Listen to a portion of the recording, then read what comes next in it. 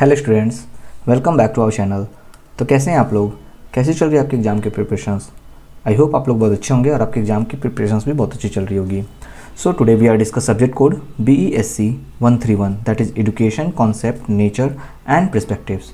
तो जैसा कि आप लोग जानते हैं, हम सब्जेक्ट वाइज आपको गेस्ट पेपर प्रोवाइड्स कर रहे हैं। तो अगर आपने अभी तक हमारे गेस्ट पेपर नोट्स को परचेज नहीं करा है तो आप हमारे गेस्ट पेपर नोट्स को परचेज कर सकते हो, जहाँ पर हमने 25 इंपॉर्टेंट क्वेश्चंस डिस्कस कराए हैं, जिसमें प्रीवियस ईयर्स के क्वेश्चंस भी मेंशन है। तो अगर आप हमारे गेस्ट पेपर नोट्स को अच्छे से कवर करके जाते हो तो आप अपने आने वाले एग्जाम में 90+ मार्क्स स्कोर कर सकते हो। हमारे गेस्ट पेपर नोट्स को परचेज करने के लिए आपको करना क्या है, सिंपली आपको गूगल पे जाना है, वहाँ पे आपको shop.hindustanknowledge.com सर्च करना है। उसके बाद आप हमारे वेबसाइट पे चले जाओगे, जहाँ पे सिंपली आपको यहाँ पे सर्च कोड्स के ऑप्शन पे जाना है और अपना जो भी आपका सब्जेक्ट कोड है वो आप यहाँ पे इंटर करोगे, जैसे BESC 131, और आपको यहाँ पे गेस्ट पेपर अवेलेबल हो जाएगा, जिसको आप आसानी से यहाँ से परचेज कर सकते हो। इसी तरह से आप किसी और भी सब्जेक्ट के कोर्स यहाँ पे सर्च करके उसे परचेज कर सकते हो। अगर आपको हमारे वेबसाइट से गेस्ट पेपर परचेज करने में कोई भी प्रॉब्लम आती है तो आप हमारे दिए गए व्हाट्सएप नंबर पर मैसेज करके हमसे गेस्ट पेपर परचेज कर सकते हो। हमारा नंबर है 9580023321, और इस तरह से गेस्ट पेपर से अपनी तैयारी को और बेहतर कर सकते हो और अपने एग्ज़ाम में अच्छे मार्क्स ला सकते हो। ओके स्टूडेंट्स, वापस से अपने आज के सेशन के ऊपर आते हैं। तो ये सेशन जो है बहुत ही इंपॉर्टेंट होने वाला है, तो इसे आप अंत तक ज़रूर देखेंगे। अगर आपको सेशन पसंद आता है तो इसे लाइक करेंगे। अगर आपको कोई भी डाउट होता है आप हमें कमेंट में पूछ सकते हैं। अगर आपने चैनल को अभी तक सब्सक्राइब नहीं किया है तो उसे सब्सक्राइब कर दें, जहाँ पर हम आपके लिए ऐसे इंपॉर्टेंट सेशंस लाते रहते हैं। अगर आपने अभी तक हमारे व्हाट्सएप चैनल या फिर टेलीग्राम ग्रुप को ज्वाइन नहीं करा है तो उसे ज्वाइन कर लें, जिसका लिंक हमने डिस्क्रिप्शन में दे रखा है, जहाँ पर हम आपको रेगुलर अपडेट्स देते रहते हैं। तो चलिए शुरू करते हैं आज के सेशन को। तो पहला क्वेश्चन जो हम यहाँ पे डिस्कस करने वाले हैं, that is elements of democratic aims of education. So democratic education aims to develop individuals who can live and work effectively in a democratic society. तो डेमोक्रेटिक एजुकेशन का मतलब होता है कि इसका जो लक्ष्य होता है कि कोई भी जो इंडिविजुअल्स इंसान है, आदमी है, ठीक है, वो जी सके और काम कर सके इफ़ेक्टिवली तरीके से एक डेमोक्रेटिक सोसाइटी में। यानी एक लोकतांत्रिक जो समाज होता है उसमें एक अच्छे तरीके से कोई भी इंसान जिए, ठीक है, काम करे, ठीक है, उसके लिए डेमोक्रेटिक एजुकेशन का वही मेन मकसद होता है, लक्ष्य होता है, ठीक है। It promotes equality, freedom, justice, cooperation and respect for others. इसके अंदर अगर हम देखें तो ये प्रमोट्स करता है, बढ़ावा देता है समानता को, आज़ादी को, न्याय को, कोऑपरेशन मतलब एक साथ काम करने को, ठीक है, और रिस्पेक्ट, दूसरों को रिस्पेक्ट करने को, सम्मान देने को, ठीक है। The main goal of democratic education is not only to provide knowledge but also to prepare students to become responsible citizens who can participate actively in society. अब अगर हम डेमोक्रेटिक एजुकेशन का बात करें तो इसका सिर्फ मकसद ये नहीं होता है कि लोगों को जानकारी दें, ठीक है। जैसे हम कोई भी शिक्षा लेते हैं तो उससे हमें कुछ नॉलेज मिलता है, ठीक है, ज्ञान मिलता है, लेकिन यहाँ पे डेमोक्रेटिक एजुकेशन थोड़ा अलग है। इसका ज्ञान तो देने का मकसद होता ही है, बट उसके साथ साथ जो इसके स्टूडेंट्स होते हैं उसको प्रिपेयर करना होता है एक रिस्पॉन्सिबल, ठीक है, एक रिस्पॉन्सिबल सिटीजन बनाने के लिए, ठीक है, एक जिम्मेवार नागरिक बनाने के लिए, ठीक है, जो कि आगे चल के समाज में एक्टिवली पार्टिसिपेट कर सके। It encourages students to think independently, express their views freely and respect the opinions of others। ये इनकरेज करता है, अपने विद्यार्थियों को प्रोत्साहित करता है कि वो अपने स्वतंत्रतापूर्वक अपने विचारों को रखे, ठीक है, अपने व्यूज़ को पॉइंट करे फ्रीली, और साथ ही साथ दूसरों के भी ओपिनियंस का सम्मान करे, ठीक है। इसके कुछ एलिमेंट्स हम यहाँ पे देखते हैं, एक एक करके इसको डिस्कस करते हैं। First is the equality of opportunity.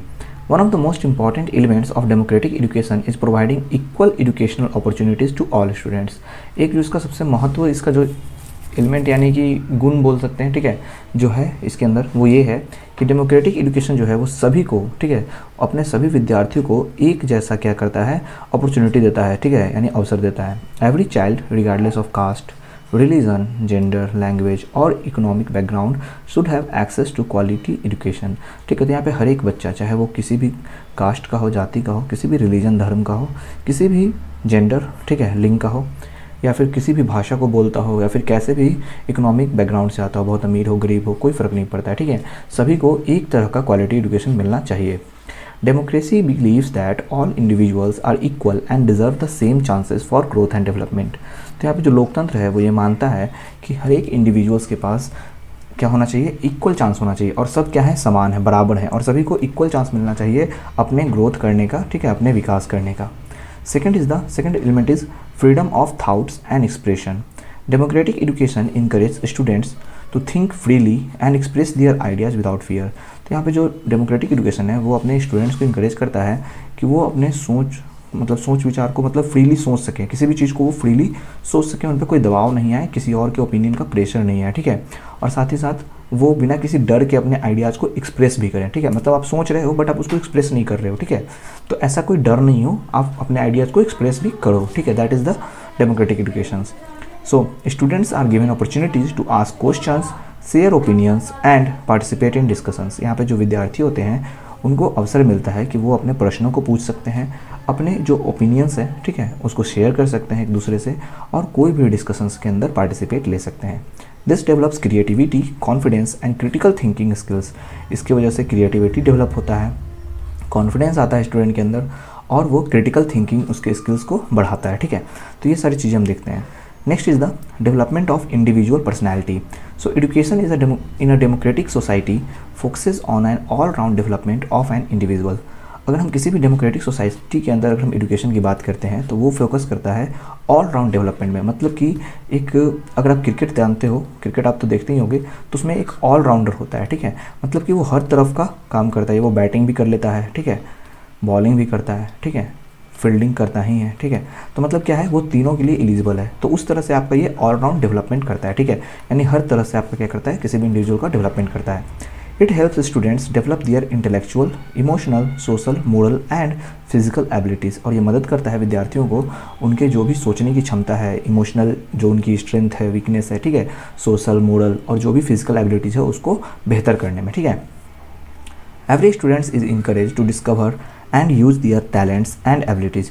हर एक विद्यार्थी को यहाँ पे प्रोत्साहित किया जाता है कि वो अपने जो भी उनके पास टैलेंट्स हैं, जो भी उनकी एबिलिटीज़ हैं, उसका यूज़ करें और उसको बेहतर बनाएं, डिस्कवर करें, अपने को खोजें, ठीक है। क्या उनके अंदर का टैलेंट है उसको वो खुद से डिस्कवर करें, ठीक है।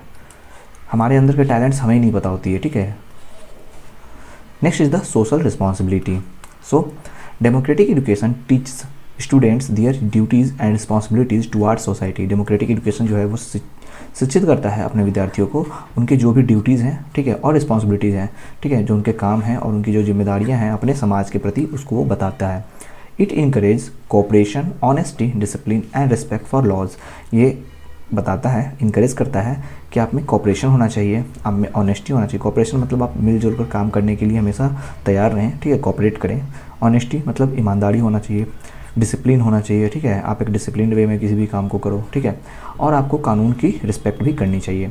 Students learn to contribute positively to their communities and work for the welfare of others. यहाँ पे जो विद्यार्थी हैं वो सीखते हैं कि कैसे हम पॉजिटिवली कंट्रीब्यूट कर सकते हैं अपने जो भी कम्युनिटीज़ हैं उनके साथ, और दूसरों के कल्याण के लिए काम कर सकते हैं, ठीक है। Next is respect for human rights. मानव अधिकार का यहाँ पे सम्मान करना। Democratic systems values human dignity and rights. जो डेमोक्रेटिक सिस्टम होता है वो वैल्यू करता है, कदर करता है ह्यूमन के डिग्निटी और उसके राइट्स को, उसके मतलब जो सम्मान की बात आती है या उसके जो अधिकार की बात आती है तो उसको ये रिस्पेक्ट करता है, वैल्यू करता है, ठीक है। Education helps students understand the importance of equality, justice, freedom and respect for others. तो यहाँ पे जो एजुकेशन है वो मदद करता है विद्यार्थियों को समझने में, सीखने में कि क्यों, क्या महत्व है, ठीक है, क्यों ज़रूरी है, क्या इंपॉर्टेंस है इक्वालिटी समानता का, जस्टिस न्याय का, फ्रीडम आज़ादी का और दूसरों के सम्मान का, ठीक है। It promotes tolerance and acceptance of people from different backgrounds and cultures. और ये प्रमोट करता है, ठीक है, बढ़ावा देता है टॉलरेंस को, मतलब आप में टोलरेट करने की भी क्षमता को ये बढ़ाता है। साथ ही साथ जो अलग अलग बैकग्राउंड से लोग आते हैं, अलग अलग कल्चर्स को अपनाने वाले लोग होते हैं, उनको एक्सेप्ट करने को भी ये सिखाता है, सीख देता है, ठीक है। तो इस तरह से हम यहाँ पे रिस्पेक्ट फॉर ह्यूमन राइट्स देखते हैं। Next is the participation in decision making. Democratic education encourage active participation in school activities and decision making process. तो डेमोक्रेटिक एजुकेशन जो है वो आपको कहीं ना कहीं इंकरेज करता है कि आप लगातार अपना हिस्सेदारी ले सकते हैं किसी भी स्कूल में होने वाले एक्टिविटीज़ के अंदर या फिर कोई भी डिसीजन मेकिंग जो प्रक्रिया है उसके अंदर, ठीक है। Students learns leadership qualities, team work and the importance of sharing responsibilities. यहाँ पे जो विद्यार्थी हैं वो सीखते हैं लीडरशिप क्वालिटी, ठीक है, मतलब कि किसी चीज़ को लीड करना, फ्रंट पे आकर के उसको अच्छे से एक रिस्पॉन्सिबल पर्सन होकर के, ठीक है, उसको आगे गाइड करना। Next is the team work, आप टीम की तरह काम करते हो इसमें, ठीक है, और आपका इंपॉर्टेंस होता है किसी भी रिस्पॉन्सिबिलिटीज़ को शेयर करने में। This prepares them for active citizenship in a democratic nation. और ये उनको तैयार करता है एक एक्टिव सिटीजन्स के रूप में, जो कि एक डेमोक्रेटिक नेशन के अंदर बहुत ज़रूरी है, ठीक है। Next is the promotion of national unity and international understanding. Education helps students develop love for their country while also respecting other Nations and cultures. Education जो है वो मदद करता है, सिखाता है स्टूडेंट्स को कि वो अपने देश के प्रति प्रेम करे, ठीक है, उनके अंदर प्रेम को जगाता है, डेवलप करता है, ठीक है, और साथ ही साथ दूसरे जो नेशंस हैं या कल्चर्स हैं उसको भी रिस्पेक्ट करने के लिए बताता है। It promotes peace, cooperation and global understanding which are essential for maintaining harmony in the world.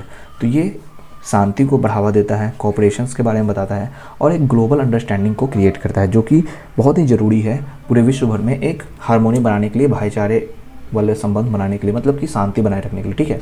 तो इस तरह से हम कंक्लूजन में बता सकते हैं the democratic aims of education focus on creating informed, responsible and active citizens. तो जो डेमोक्रेटिक एम है एजुकेशन का, उसका फोकस होता है कि एक इन्फॉर्म्ड, रिस्पॉन्सिबल और एक्टिव सिटीजन्स वो बनाए, क्रिएट करे through equality, freedom, social responsibility, respect for human rights, participations and personality development. Democratic education strengths both individuals and society. तो ये इक्वालिटी की मदद से, फ्रीडम के वजह से, ठीक है, और भी चीज़ें जैसे सोशल रिस्पॉन्सिबिलिटी, ह्यूमन राइट्स के प्रति रिस्पेक्ट, ठीक है, अपना पार्टिसिपेशन लेना डिसीजन मेकिंग के अंदर, ठीक है, और खुद का डेवलपमेंट करना, पर्सनालिटी डेवलपमेंट, ठीक है। तो इन सब चीज़ों की वजह से जो डेमोक्रेटिक एजुकेशन है वो मजबूत करता है किसी भी चीज़ को, चाहे वो किसी एक खास इंसान को हो या फिर किसी समाज को हो, ठीक है, क्योंकि इंसान से ही समाज बनता है, ठीक है। 1% 2% मिलते हैं तो वो एक पूरा टुगेदर होकर के एक सोसाइटी डेवलप होता है, ठीक है। It play a vital role in maintaining democratic values and building a peaceful, progressive and just nation. और ये अपना एक अहम भूमिका निभाता है, ठीक है, डेमोक्रेटिक वैल्यूज़ को मेंटेन रखने में और साथ ही साथ एक शांतिपूर्वक, प्रोग्रेसिव और जस्ट नेशन, मतलब कि एक अच्छा देश बनाने में ये मदद करता है, ठीक है। तो इस तरह से हमने देखा कि क्या है डेमोक्रेटिक जो एजुकेशन है उसका एम सोसाइटी के अंदर और इंडिविजुअल के अंदर, ठीक है। सो फर्स्ट क्वेश्चन हमने यहाँ पे कंप्लीट किया। नेक्स्ट क्वेश्चन जो हम देखने वाले हैं that is explain education during the Vedic period with a special reference to aim of education, method of teaching and curriculum. So the Vedic period is one of the earliest periods in Indian history. तो अगर आप Indian history जानते होगे तो उसमें वैदिक period हम एक जानते हैं, ठीक है, एंशियंट टाइम में होता था, ठीक है। तो ये एक समय था, ठीक है, जो बहुत ही पहले का टाइम था इंडियन हिस्ट्री के अंदर। Education during this time was highly developed and played an important role in shaping the character, knowledge and personality of student. और इस समय की जो शिक्षा होती थी, ठीक है, इस समय की जो भी शिक्षा होती थी वो बहुत ज़्यादा डेवलप, मतलब बहुत ज़्यादा वो अहम रोल निभाती थी किसी भी विद्यार्थी के अंदर, किसी भी स्टूडेंट के अंदर उनके कैरेक्टर को, नॉलेज को और पर्सनैलिटी को बढ़ाने में, ठीक है। Education was mainly imparted in gurukuls where students lived with their teachers, gurus and learn various subjects. यहाँ पे जो शिक्षा दी जाती थी वो गुरुकुल्स में दी जाती थी, ठीक है। तो गुरुकुल्स क्या होता था, तो जहाँ पे स्टूडेंट्स अपने गुरु के साथ रहते थे, ठीक है, और बहुत सारी चीज़ों को सीखते थे, अलग अलग सब्जेक्ट्स को, ठीक है। The system emphasised discipline, moral values and spiritual growth. यहाँ पे जो सिस्टम होता था वो बताता था किस चीज़ के बारे में, डिसिप्लिन को बढ़ावा देता था, मोरल वैल्यूज़ के बारे में बताता था, ठीक है, नैतिक बातें होती थी, ठीक है, और स्पिरिचुअल ग्रोथ मतलब भगवान की पूजा, ये सब भी इसमें बताई जाती थी, बड़ों का सम्मान करना, आदर करना, ठीक है। Aim of education in the Vedic period, क्या इसका एम था? The main aim of the education during the Vedic period were, यहाँ पे कुछ एम्स दिए गए हैं। First, character building. Education aims to develop honesty, self control, truthfulness and good conduct. तो यहाँ पे जो शिक्षा था उसका मेन उद्देश्य था आपके अंदर ईमानदारी को बढ़ाना, सेल्फ कंट्रोल, खुद को नियंत्रण करना, ठीक है, हमेशा सच बोलना, और गुड कंडक्ट मतलब अच्छे काम करना। Second is the spiritual development. Students were taught religious and spiritual knowledge to understand life and attain self realisation. यहाँ पे विद्यार्थियों को सिखाया जाता था उनके धर्म के बारे में, उनकी जो भी धार्मिक ज्ञान होती थी, ठीक है, उनके बारे में, और उनको बताया जाता था जीवन के बारे में, क्या है जीवन और कैसे हमको ये मिला है, ठीक है, ये सारी चीज़ें। और सेल्फ रियलाइजेशन, किसी भी चीज़ को अगर हम करते हैं तो हमको उसका खुद का एक रियलाइजेशन होना चाहिए, ठीक है, कि हमने क्या जो किया है वो सही किया या गलत किया, ठीक है। तो जब आप सेल्फ रियलाइजेशन करते हो किसी भी चीज़ को तो फिर आप उस पर अच्छे से काम कर सकते हो, ठीक है। Third is the physical development. Physical fitness was encourage through exercise, yoga and other activities. यहाँ पे फिजिकल डेवलपमेंट भी किया जाता था, फिटनेस के ऊपर ध्यान दिया जाता था, एक्सरसाइज करके, योगा करके, ठीक है, और दूसरे कार्य करके, ठीक है। Next is the intellectual development. Education helps students gain knowledge, wisdom and the ability to think logically. यहाँ पे जो शिक्षा होती थी वो मदद करती थी स्टूडेंट को ज्ञान प्राप्त करने में, विजडम, ठीक है, विजडम प्राप्त करने में, और साथ ही साथ विजडम मतलब बुद्धि होता है, ठीक है, बुद्धि प्राप्त करने में, और साथ ही साथ लॉजिकल थिंकिंग, यानी कि वो किसी भी चीज़ को बस मतलब ऐसे ही नहीं, बस उसके पीछे का लॉजिक को भी सोचते थे, ठीक है। तो ये उनकी क्षमता को बढ़ाता था। Next is the social responsibility. Students way are train to become responsible member of society and serve the community. Students को यहाँ पे ट्रेंड भी किया जाता था कि वो एक समाज के रिस्पॉन्सिबल मेंबर बने और अपने कम्युनिटी को, ठीक है, जो समुदाय हैं उनको सर्व करें मतलब उनके लिए काम करें, ठीक है। Next is the preservation of culture. Education help in preserving and passing on Vedic knowledge, traditions and culture values to future generation. यहाँ पे एजुकेशन जो था वो मदद करता था कि जो उनके वैदिक नॉलेज है, ठीक है, उसको प्रिजर्व करना, संरक्षित करना और आगे पास करना, ठीक है, अपना ट्रेडिशन को पास करना, कल्चर वैल्यूज़ को पास करना, ठीक है। तो ये सब कुछ संरक्षित करना और आगे वाले जनरेशन को पास ऑन करना, ठीक है। तो ये भी यहाँ पे ये सारे इनके कुछ इंपॉर्टेंट एम्स थे, ठीक है, मेन एम्स। अब जो यहाँ पे मेथड ऑफ टीचिंग था वो देखते हैं। So several effective teaching methods we are use during the Vedic period. यहाँ पे कुछ जो टीचिंग मेथड्स का इस्तेमाल किया जाता था वैदिक पीरियड में वो हम यहाँ पे डिस्कस करते हैं। First is the oral method.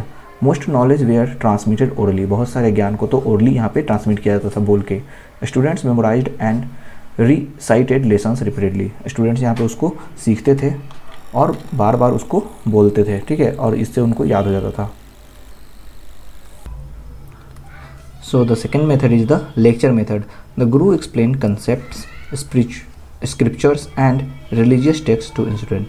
तो यहाँ पे जो गुरु होते हैं वो जो भी कॉन्सेप्ट होता है या फिर स्क्रिप्चर्स होता है और जो रिलीजियस टेक्स्ट लिखे होते हैं उनको स्टूडेंट्स को अच्छे से एक्सप्लेन करते हैं। Next is the discussion and debate. Students participated in discussions and debates to improve their understanding and reasoning skills. यहाँ पे जो स्टूडेंट्स लोग होते हैं वो डिस्कशंस और डिबेट में पार्टिसिपेट लेते हैं ताकि वो अपनी जो समझ है, रीजनिंग स्किल्स जो हैं, मतलब किसी चीज़ को सीखने की जो क्षमता है, ठीक है, वो सब इनकी डेवलप हो, ठीक है। तो इस तरह से यहाँ पे डिस्कशन और डिबेट्स भी देखने को मिलते हैं। Next is the questions and answers methods. The guru encourage students to ask questions and clear their doubts. यहाँ पे गुरु जो होते हैं वो अपने स्टूडेंट्स को इनकरेज करते हैं, प्रोत्साहित करते हैं कि जो भी उनके मन में सवाल हो वो पूछें और अपने जो भी डाउट्स हैं उसको क्लियर करें, उसको दूर करें, ठीक है। Next is the learning by practice. Practical activity and daily duties in the Gurukul help students learn responsibility and discipline. तो यहाँ पे कुछ प्रैक्टिकल एक्टिविटीज़ की जाती हैं, डेली ड्यूटीज़ होते थे गुरुकुल्स में जो कि हेल्प करते थे स्टूडेंट्स को उनकी रिस्पॉन्सिबिलिटीज़ और जो डिसिप्लिन है उसको सीखने में, उसको जानने में। And next is the meditation and reflections. Students practiced meditations to improve concentration, self-control and spiritual awareness. तो यहाँ पे स्टूडेंट्स जो हैं वो मेडिटेशन का प्रैक्टिस करते हैं ताकि अपने कंसंट्रेशन को इम्प्रूव करें, सेल्फ कंट्रोल करना सीखें और अपनी स्पिरिचुअल अवेयरनेस को भी बढ़ाएं। अब यहाँ पे क्यूरिकुलम की बात करते हैं। क्यूरिकुलम ऑफ वैदिक एजुकेशन क्या क्या इसके अंदर आता था। The curriculum was broad and included both religious and secular subjects. इसमें रिलीजियस, धार्मिक और सेकुलर सब्जेक्ट्स होते थे, ठीक है। फर्स्ट इसमें वेद और उपनिषद को हम देखते हैं। Second is the grammar and language. तो ग्रामर के बारे में भी और भाषा के बारे में इसमें पढ़ाया जाता था, ठीक है। फिलॉसफी के बारे में इसमें, यानी कि जो दार्शनिक शास्त्र होता है उसके बारे में भी लोगों को बताया जाता था। मैथमेटिक्स दैट इज़ द गणित। Astronomy and astrology that is the जो एस्ट्रोनॉमी एंड एस्ट्रोलॉजी जो भविष्य ये सब जो होता है उससे रिलेटेड ये सब जो चीज़ें होती हैं ये बताते थे। Next is the medicine that is the Ayurveda. जो उस समय आयुर्वेद होता था, ठीक है, उसके बारे में लोगों को बताया जाता था। लॉजिक एंड एथिक्स, जो लॉजिकल चीज़ होते हैं, तथ्य वाली बातें, ठीक है, एथिक्स क्या हमें करने चाहिए नहीं करने चाहिए, ठीक है, ये सारी चीज़ें। म्यूजिक एंड फाइन आर्ट्स, यहाँ पे म्यूजिक भी देखने को मिलता था उस समय। ट्रेनिंग दी जाती थी, मिलिट्री ट्रेनिंग के भी इसमें पढ़ाई की जाती थी। Agriculture and vocational skills, agriculture बहुत ही इंपॉर्टेंट था उस समय वेद पीरियड में, तो इसके बारे में भी लोगों को बताया जाता था। योग एंड फिजिकल एजुकेशन, तो योगा की बात करते हैं यहाँ पे, फिजिकल एजुकेशन की भी यहाँ पे नॉलेज दी जाती थी। The curriculum was design to provide all round development and prepare students for life. तो यहाँ पे जो करिकुलम था वो ऐसे डिज़ाइन किया गया था कि ये किसी भी स्टूडेंट्स के ऑल राउंड डेवलपमेंट कर सके, यानी हर क्षेत्र में, ठीक है, सभी क्षेत्र में क्या कर सके, उनका विकास कर सके, ठीक है, और उनको जीवन जीने के लिए तैयार कर सके, ठीक है। कंक्लूजन में हम बता सकते हैं education during the Vedic period was holistic in nature. तो इस समय जो एजुकेशन था, ठीक है, वैदिक पीरियड में बहुत ही मतलब बेहतर था उस समय, ठीक है। It focus on physical, intellectual, moral and spiritual development of student. तो यहाँ पे जो ध्यान दिया जाता था लोगों के, ठीक है, अपने उनके फिजिकल, ठीक है, फिजिकल कंडीशंस पे, ठीक है, इंटेलेक्चुअल जो चीज़ें होती थी, मोरल, स्पिरिचुअल, ये सारे डेवलपमेंट्स के ऊपर ध्यान दिया जाता था स्टूडेंट्स के अंदर। The Gurukul system, effective teaching methods and comprehensive curriculum helped create discipline, knowledgeable and responsible individuals. तो गुरुकुल के जो कुछ नियम कानून थे, ठीक है, उनकी जो इफेक्टिव टीचिंग मेथड्स थी और जो कॉम्प्रिहेंसिव करिकुलम था, ये सब मिल करके पूरे तरीके से मदद करता है वहाँ पे डिसिप्लिन बनाने में, लोगों को ज्ञान देने में और एक रिस्पॉन्सिबल यानी जिम्मेदार नागरिक बनने में उनको मदद करता है। Many principles of Vedic education such as respect for teachers, moral values and character building remain relevant even today. और उस समय की जो कुछ सीखें थी, कुछ प्रिंसिपल्स थे, सिद्धांत थे यहाँ पे जो दिए गए थे, ठीक है, वैदिक एजुकेशन के द्वारा, वो आज भी, ठीक है, आज भी देखने को मिलता है और उसके बारे में आज भी लोग उसको मतलब रिलेवेंट, मतलब कि अपने जीवन में उसका उपयोग करते हैं। जैसे कि शिक्षकों का आदर सम्मान करना, ठीक है, मोरल वैल्यूज़ को ध्यान देना, ठीक है, और अपने एक कैरेक्टर, ठीक है, कैरेक्टर को बनाना, ठीक है, जैसे कि आपकी कोई भी जो आप बात बोलते हो, ठीक है, वो क्या आपकी इमेज को दर्शाता है, ठीक है, कि आप कैसे अपने वेलबींग के साथ, अपने सराउंडिंग्स के साथ कैसे आप अपना कनेक्शन रखते हो, ठीक है। तो इस तरह से हमने इस क्वेश्चन को यहाँ पे कंप्लीट कर लिया, ठीक है। नेक्स्ट क्वेश्चन जो हम डिस्कस करने वाले हैं दैट इज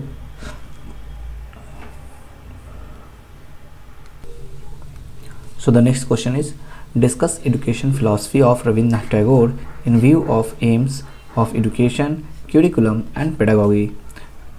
So यहाँ पे जो रविंद्रनाथ जी की जो फिलॉसफी है उसके बारे में हम यहाँ देखेंगे। So Rabindranath Tagore was a great poet, philosopher, educationist and social reformer of India. तो रविंद्रनाथ टैगोर के बारे में जैसे हम सब लोग जानते हैं, ये एक ग्रेट पोएट थे, फिलोसफर थे, एडुकेशनिस्ट थे और सोशल रिफॉर्मर भी थे इंडिया में। He believe that education should help in the complete development of a child's personality. ये मानते थे, इनका विश्वास था कि शिक्षा जो है वो बहुत ज़रूरी है और ये मदद करता है, ठीक है, किसी भी बच्चे की उसकी पर्सनैलिटी के डेवलपमेंट में ये बहुत ही मदद करता है। Tagore was not satisfied with the traditional education system which focused mainly on memorisation and examination. जो रविंद्रनाथ टैगोर जी थे वो बिल्कुल भी संतुष्ट नहीं थे जो पुराने जो ट्रेडिशनल एजुकेशन सिस्टम थे उससे, जिसमें कि सिर्फ ध्यान दिया जाता था याद करने को और एग्जामिनेशंस को, ठीक है।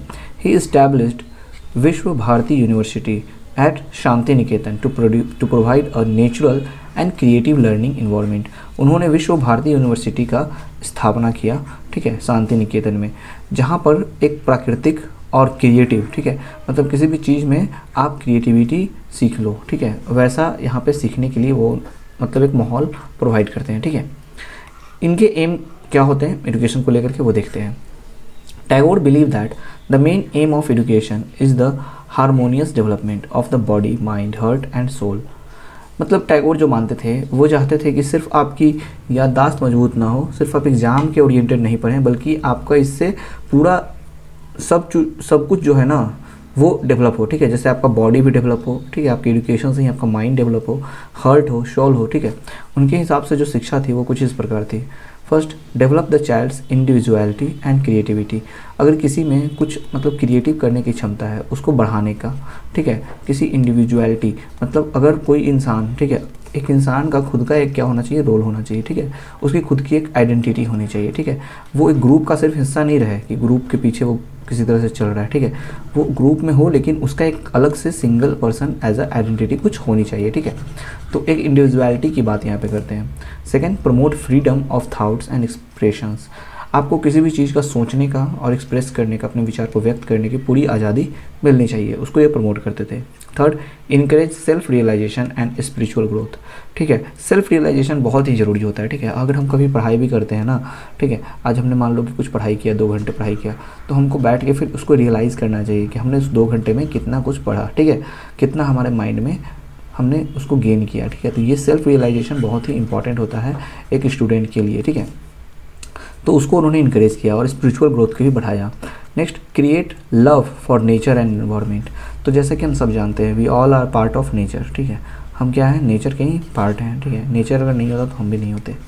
तो यहाँ पे वो प्यार बताते हैं, ठीक है, कि सब लोगों को प्यार के लिए जागरूक करते हैं नेचर के प्रति और उसके पर्यावरण के प्रति, ठीक है, कि हमारे आस पड़ोस में जो चीज़ें हैं जितनी अच्छी रहेगी, जितनी पॉजिटिव रहेगी, जितनी पॉजिटिविटी रहेगी, उतनी हमारे लिए पॉजिटिव एनर्जी आते रहेगा, ठीक है। तो अपने इन्वायरमेंट को हमेशा क्लीन रहें, ठीक है, क्लीन रखें, ठीक है, ये सब यहाँ पे उन्होंने सिखाया। Next is the develop social values such as cooperation, sympathy and brotherhood. तो यहाँ पे जो सामाजिक कुछ विचार हैं, ठीक है, उसको उन्होंने डेवलप कराया, जैसे कि कोऑपरेशन, किसी भी चीज़ में लोगों की मदद करनी चाहिए, ठीक है, कोऑपरेट करके चलना चाहिए। सिंपैथी, ठीक है, एक सिंपैथी की भावना होनी चाहिए। ब्रदरहुड, भाईचारे का एक मतलब होना चाहिए भाव, ठीक है, sorry. Next, prepare students to become responsible citizens of the world, ठीक है, और अपने स्टूडेंट्स को तैयार रहने के लिए बताया कि वो क्या हैं, अपने विश्व के लिए वो एक रिस्पॉन्सिबल सिटीजन बने, ठीक है, एक जिम्मेवार नागरिक बने अपने, ठीक है, देश के लिए, विश्व के लिए। सो Tagore emphasized that education should not only provide knowledge but also help the students live a meaningful and happy life। तो टैगोर यहाँ पे बताते हैं कि शिक्षा जो है वो सिर्फ आपको ज्ञान देने के लिए काफ़ी नहीं है, बल्कि इससे स्टूडेंट जो हैं और क्या कर सकते हैं, एक मीनिंगफुल और ठीक है हैप्पी लाइफ जी सकते हैं, खुशहाल जीवन जी सकते हैं। क्यूरिकुलम की अगर बात करें, Tagore's curriculum was broad and activity based. तो टैगोर्स का जो क्यूरिकुलम है वो बहुत ही मतलब बड़ा हुआ है, फैला हुआ है और एक्टिविटी के ऊपर आधारित है। He wanted education to be connected with real life. वो चाहते हैं कि शिक्षा को ठीक है आपके रियल लाइफ से कनेक्ट किया जाए, ठीक है दिनचर्या के जो कार्य है उससे उसको कनेक्ट किया जाए। हिज क्यूरिकुलम इंक्लूडेड, उनके क्यूरिकुलम में क्या आते हैं देखते हैं। First is a language and literature, जिसको हम डेली यूज़ करते हैं, हम भाषा का हमेशा उपयोग करते हैं, लिटरेचर का हमेशा उपयोग करते हैं, ठीक है तो ये हमारे रियल लाइफ में इंपॉर्टेंस रखते हैं। Second is the history and geography, जैसे कि हम जानते हैं इतिहास हमें बहुत कुछ सिखाता है, ठीक है किसी भी समाज को समझने के लिए हमको उसका इतिहास पता होना चाहिए। ज्योग्राफी, जहाँ पे हम रहते हैं, हमारे आस पड़ोस की जो भी चीज़ें हैं, हवा से लेकर के अगला जो पक्षी है, पेड़ है, ये सारी चीज़ें ज्योग्राफी के अंदर इंक्लूडेड है। नेक्स्ट साइंस एंड मैथमेटिक्स, हम लोग हमेशा साइंस से तो घिरे हुए ही हैं, कुछ भी हम कर रहे हैं, ठीक है अभी हम इस वीडियो को देख रहे हैं, आई का यहाँ पे काम हो रहा है, उसके बाद ब्रेन का काम हो रहा है, ये सारे फंक्शंस हैं, तो ये सब कहीं ना कहीं यहाँ पे हमारे साइंस को इंक्लूडेड है। और उसके साथ साथ जो हम इसमें टेक्नोलॉजी इस्तेमाल कर रहे हैं, ये सारा साइंस के अंदर आता है। मैथमेटिक्स तो हम रियल लाइफ में बिल्कुल ही बहुत ज़्यादा यूज करते हैं, ठीक है कुछ भी लेते हैं, सामान लेते हैं, ठीक है तो वहाँ पर हम इसके कैलकुलेशंस यूज़ करते हैं और भी बहुत सारी चीज़ें। Next is the music, dance and fine arts, तो इसका भी हम अपने जीवन में उपयोग करते हैं। एग्रीकल्चर एंड हैंडीक्राफ्ट, तो कृषि तो हम सब जानते हैं, कृषि बहुत ही इंपॉर्टेंट एक रोल फैक्टर करता है, यहाँ पे इंपॉर्टेंट रोल निभाता है, जो कि किसी भी क्षेत्र में आपके ग्रोथ के लिए बहुत ही इंपॉर्टेंट होता है। Next is the physical education and games, तो गेम्स यहाँ पे बहुत ज़्यादा लोग कहते हैं कि ख़राब होता है, लेकिन नहीं, गेम्स आपके माइंड को बहुत ज़्यादा डेवलप करता है, क्रिएटिव माइंड बनाता है, आपको सोचने की क्षमता को बढ़ाता है, ठीक है अलग अलग आप वहाँ पे ठीक है चीज़ों को लर्न करते हो, सीखते हो, बट एक टाइम के साथ ही आपको गेम पे टाइम देना चाहिए, ज़्यादा नहीं, अपने पढ़ाई पे भी ध्यान देना चाहिए। Nature study and environmental learning, तो यहाँ पे प्रकृति की जो शिक्षा है या फिर जो हमारे पर्यावरण के बारे में जो ज्ञान है उसके बारे में उनके कैरिकुलम में लिखा गया था। Tagore gave special importance to art, culture, creative activities, तो टैगोर जो है वो कला के ऊपर, साहित्य के ऊपर और जो उनके क्रिएटिव एक्टिविटीज़ हैं उसके ऊपर ज़्यादा वो ध्यान देते थे। ही believe that this subjects help children express their feelings and develop their talents. इनका विश्वास था कि ये सारे जो विषय हैं, सब्जेक्ट मतलब होता है विषय ना, तो ये सारे जो विषय हैं ये मदद करते हैं बच्चों को उनकी जो भी फीलिंग्स है, जो उनकी भावनाएं हैं उसको व्यक्त करने के लिए, और उनके टैलेंट्स को डेवलप करता है। किसी को अगर आर्ट में बहुत ज़्यादा अच्छा है, ड्राइंग है, ठीक है पेंटिंग है, क्रिएटिव है, तो उसको बहुत ज़्यादा उसके टैलेंट्स को ये डेवलप करता है, तो इसलिए वो इस चीज़ों पे बहुत ज़्यादा ध्यान देते थे। Next is the pedagogy, methods of teaching, so method of teachings यहाँ पे देखते हैं इनके। Tagore's teaching methods were child centred and practical, Tagore's के जो टीचिंग मेथड्स हैं वो मतलब यहाँ पे चाइल्ड को सेंटर्ड करके है और प्रैक्टिकल है, ठीक है सभी चीज़ों को यहाँ पे प्रैक्टिकल रूप में देखते हैं। Some important features of his pedagogy are, उनके कुछ टीचिंग मेथड्स जो हैं वो यहाँ पे हम देखते हैं। First is learning through nature, प्रकृति से सीखना। Classes were often conducted in open air, classes को कहाँ लिया जाता था, ओपन एयर में, खुले मतलब रूम कोई नहीं होता था, बाहर गार्डन में, इस तरह से open air, that is the open air, कुछ नहीं है, कोई बाउंड्री नहीं है, ठीक है कोई बाउंड्री यहाँ पे नहीं है। हम लोग अक्सर देखते हैं कि जो क्लासेस होते हैं, क्लासरूम होता है, गेट होता है, यहाँ पे टेबल होता है, यहाँ पे बेंच ऐसे लगे रहते हैं, तो ये एक क्लोज्ड रूम हो गया, ठीक है तो ऐसा नहीं, बिल्कुल ऐसा नहीं, ये एक ओपन लेयर, ठीक है यहाँ पर आप एक सराउंडिंग में बैठे हो, एक चेयर हो, एक बोर्ड हो, ठीक है यहाँ पे आपके टेबल लगे हो, इस तरह से आप बैठ के पढ़ाई कर रहे हो, that is open air. Students learn by observing nature directly, यहाँ पे स्टूडेंट्स सीखते थे नेचर को देख करके, उसको ऑब्जर्व करके, ठीक है। Next is freedom in learning, students way are given freedom to think, ask questions and express their ideas. Students को यहाँ पे फ्रीडम होती थी, आज़ादी होती थी कि वो सोच सकते थे, सवाल पूछ सकते थे अपने विचार के ऊपर, और अपने जो भी आइडियाज़ है, ठीक है विचार है, उसको एक्सप्रेस भी कर सकते थे। Next activity based learning takes place through games, projects, crafts, music and practical activities.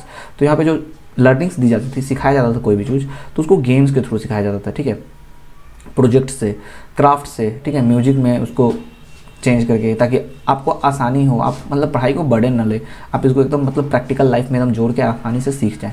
तो ये सब प्रैक्टिकल एक्टिविटीज़ यहाँ पे कराई जाती थी।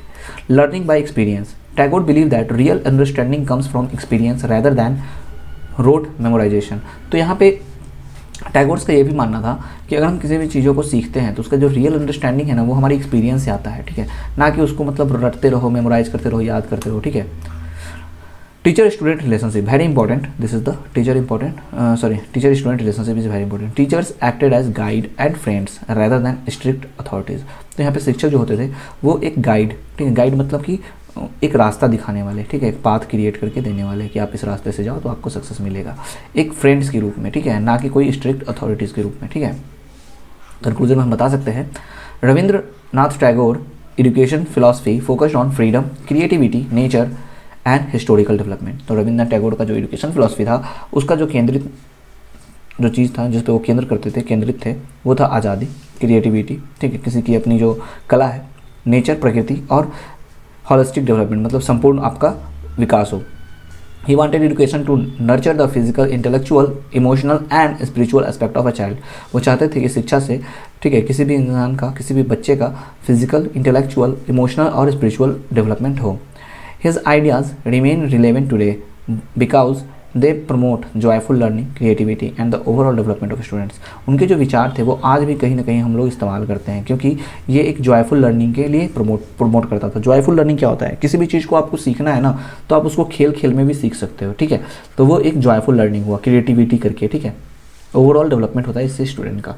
तो अगर आप किसी चीज़ को मान लो सीख रहे हो, ठीक है, 2+2 = 4, ये आपको सिखाना है, 2+2 = 4, तो बच्चे को बताते रहोगे 2+2 = 4, 2+2 = 4, तो हो सकता है कि वो उस पर बर्डन है वो भूल जाए, बाद में उसको याद नहीं रहे। लेकिन उसको अगर बताते हो आप कि आपको 2 रुपये मिले, ठीक है, आपके भाई को 2 रुपये मिले, ठीक है, तो अब बताओ कि आप दोनों के पास मिला कर कितने रुपए हैं। तो इस तरह से कुछ कुछ क्रिएटिव बना करके कि उनको याद रहे, वो उससे रिलेट करे, ठीक है। आपके पास 2 आम थे, आपने 1 आम खा लिया, अब आपके पास कितने आम बचे। तो इस तरह से चीज़ों को सिखाना क्रिएटिविटी यहाँ पे लर्निंग बताता है, joyful learning.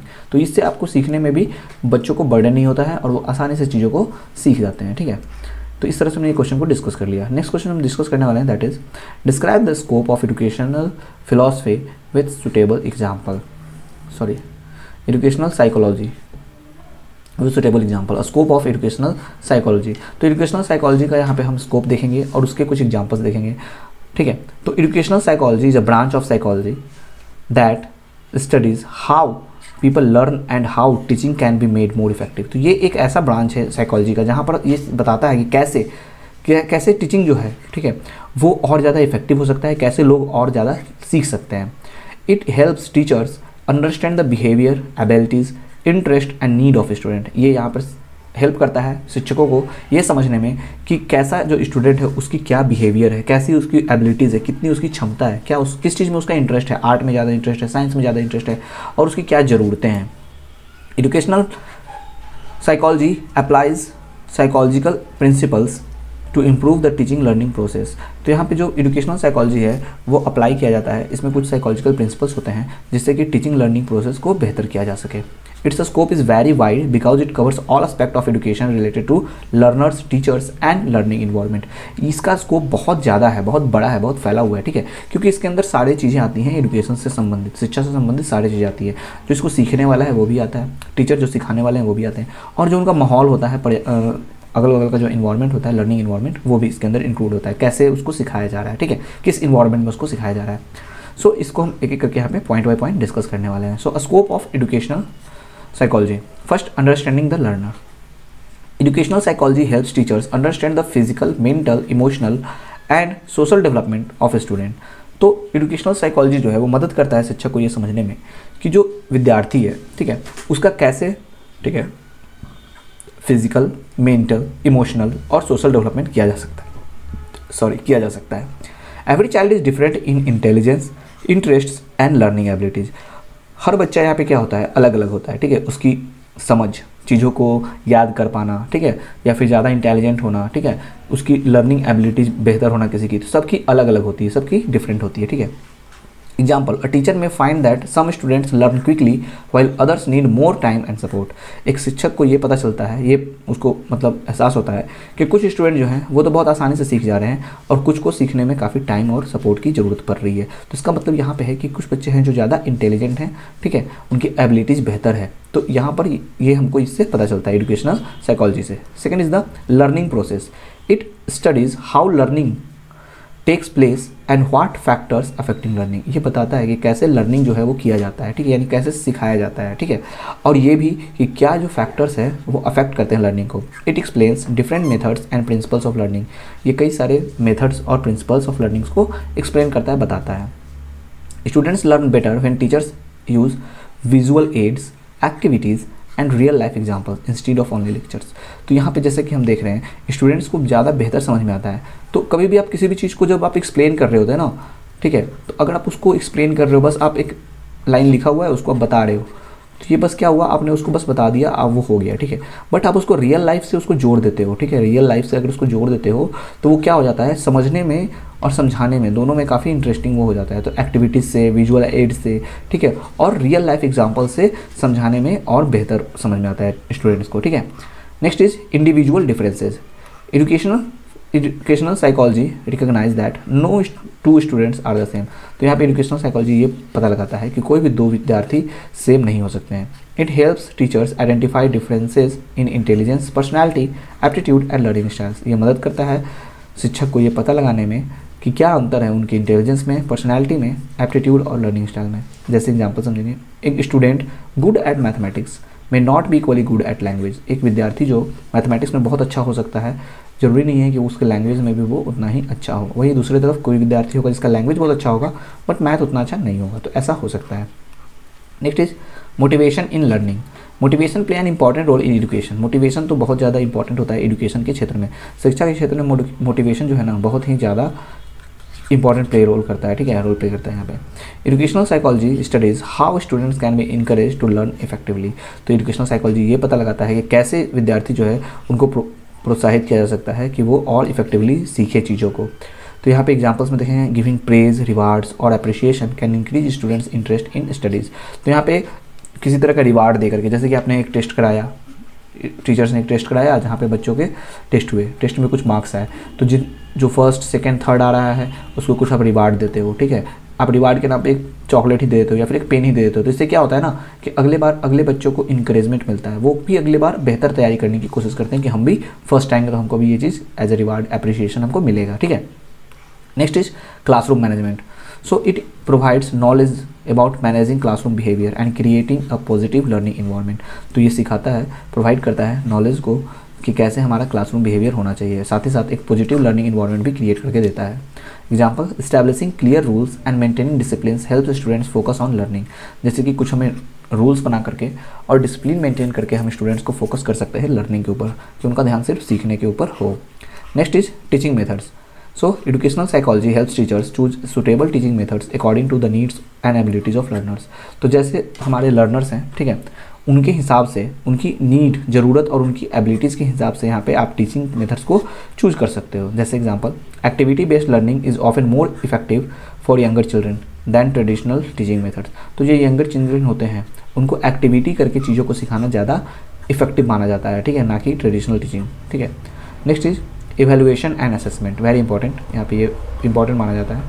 It guides teachers in measuring students progress and achievement through tests, assignments and observations. तो यहाँ पे ये टीचर्स को हेल्प करता है, गाइड करता है कि क्या हमारा स्टूडेंट जो है वो प्रोग्रेस कर रहा है, उसके क्या अचीवमेंट्स हैं।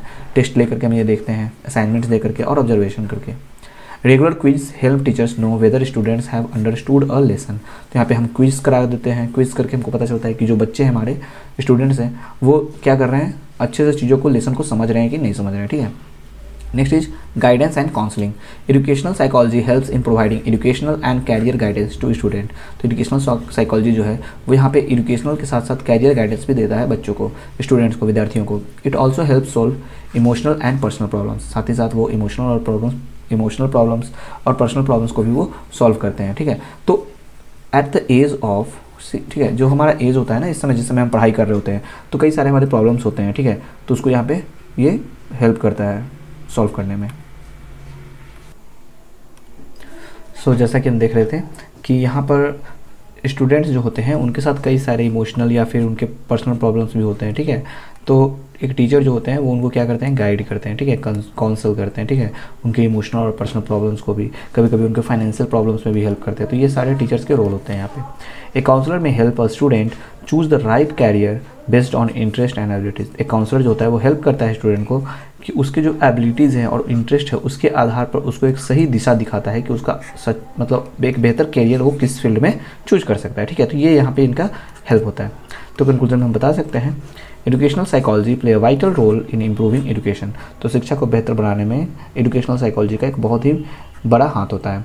It helps teachers understand learners, select effective teaching methods, motivate students, manage classrooms and evaluate learning outcomes. तो ये मदद करता है शिक्षक को अपने विद्यार्थियों को जानने में, समझने में, एक इफेक्टिव टीचिंग मेथड्स के बारे में बताता है, उसको सेलेक्ट करने के लिए बताता है, अपने स्टूडेंट्स को मोटिवेट करने के लिए बताता है और साथ ही साथ क्लासरूम को मैनेज करने के लिए बताता है कि कैसे डिसिप्लिन रख के, नियम बना करके हम क्लासरूम को बेहतर बना सकते हैं, एक क्लासरूम का जो इन्वायरमेंट है उसको बेहतर कर सकते हैं। और एक इवेलुएशन बहुत ज़रूरी है। ठीक है, कि लर्निंग का जो आउटकम्स है उसको इवेलुएट करना बहुत ज़रूरी होता है। ठीक है, तो ये सारी चीज़ें यहाँ पे यूज़ की जाती है। ठीक है, by applying the principles of educational psychology, teachers can make education more meaningful, effective and student centre. तो ये सारे जो प्रिंसिपल्स हैं एजुकेशनल साइकोलॉजी के, इसको अप्लाई करके टीचर जो हैं वो एजुकेशन को और ज़्यादा मीनिंगफुल, इफेक्टिव और स्टूडेंट सेंटर्ड बना सकते हैं। यानी कि विद्यार्थी के ऊपर केंद्र करके उनके ऊपर ज़्यादा ध्यान दे करके, ठीक है, कि उनको कितना समझ में आ रहा है, वो चीज़ें कितना सीख रहे हैं, ये सारी चीज़ों को ध्यान दे करके कि उनको उस चीज़ों के बारे में पता चल रहा है कि नहीं चल रहा है। ठीक है, तो ये यहाँ पर ध्यान देता है educational psychology. Thus, educational psychology is an essential tool for the success of both teaching and learning। इसलिए जो एजुकेशनल साइकोलॉजी है वो एक बहुत ही बेहतर हथियार है दोनों के सक्सेस में। ठीक है, चाहे वो टीचिंग हो, ठीक है, शिक्षा देना हो, चाहे वो सीखना हो। ठीक है, तो दोनों के लिए काफ़ी यहाँ पे बेहतर रोल ये निभाता है। तो इस तरह से हमने आज का सेशन कंप्लीट किया, that is BESC 131। I hope आपको ये सेशन पसंद आया होगा। अगर आपको ये सेशन पसंद आया है तो प्लीज़ इसे लाइक करें। अगर आपने अभी तक हमारे चैनल को सब्सक्राइब नहीं किया है तो उसे आप सब्सक्राइब कर दें, जहाँ पर हम आपके लिए ऐसे ही इंपॉर्टेंट सेशंस लाते रहते हैं जो कि आपके एग्ज़ाम के लिए काफ़ी बेनिफिशियल होते हैं। अगर आपने अभी तक हमारे व्हाट्सएप चैनल या फिर टेलीग्राम ग्रुप को ज्वाइन नहीं किया है तो आप उसे ज्वाइन कर सकते हैं, जिसका लिंक हमने डिस्क्रिप्शन में दे रखा है, जहाँ पर हम आपको रेगुलर अपडेट्स देते रहते हैं जो भी आपके इग्नू से रिलेटेड होते हैं। और स्टूडेंट्स, अगर आपने अभी तक हमारे गेस्ट पेपर नोट्स को परचेज नहीं किया है तो आपको कहाँ से परचेज करना है, आपको जाना है हमारे साइट shop.hindustanknowledge.com से और वहाँ से आप हमारे गेस्ट पेपर को परचेज कर सकते हैं। सिंपली यहाँ पे अपना सब्जेक्ट कोड इंटर करोगे और आपको यहाँ पे गेस्ट पेपर मिल जाएगा, जिसको आप आसानी से यहाँ से बाय नाउ पे जाके परचेज कर सकते हो और अपने तैयारी को और बेहतर कर सकते हो। या फिर आपको हमारे साइट से अगर गेस्ट पेपर परचेज करने में कोई भी प्रॉब्लम आती है तो आप हमारे दिए गए व्हाट्सएप नंबर 9580023321 पे मैसेज करके भी गेस्ट पेपर परचेज कर सकते हो। इसमें हम प्रीवियस ईयर्स के क्वेश्चन को भी इंक्लूड करते हैं जो कि आपके एग्जाम के लिए काफ़ी बेहतर हो जाता है। ओके स्टूडेंट्स, आई होप आपको ये सेशन पसंद आया है। ऐसे ही अपने एग्जाम के लिए तैयारी करते रहें। All the best for your exam. अच्छे से अपने एग्ज़ाम को दें। Take care, bye bye, good day.